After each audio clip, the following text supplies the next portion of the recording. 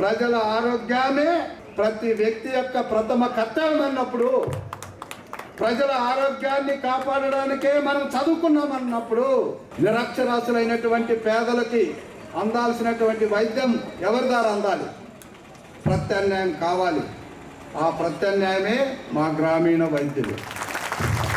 ఈరోజు ఆరోగ్య ఆంధ్రప్రదేశ్ గ్రామీణ వైద్యుల పాత్ర ఆత్మీయ సమావేశం.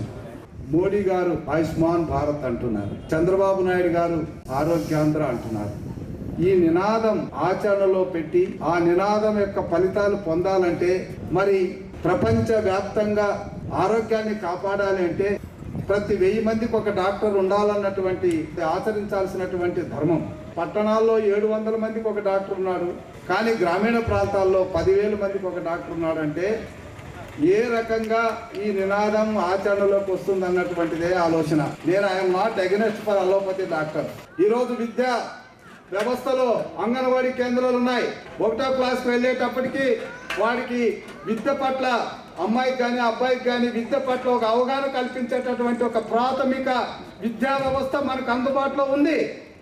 అది శాస్త్రీయమైనప్పుడు గ్రామీణ ప్రాంతాల్లో పనిచేస్తున్నటువంటి ఆర్ఎంపీలు ఎందుకు శాస్త్రీయం కాదన్నటువంటిది మనం ఆలోచించాలి.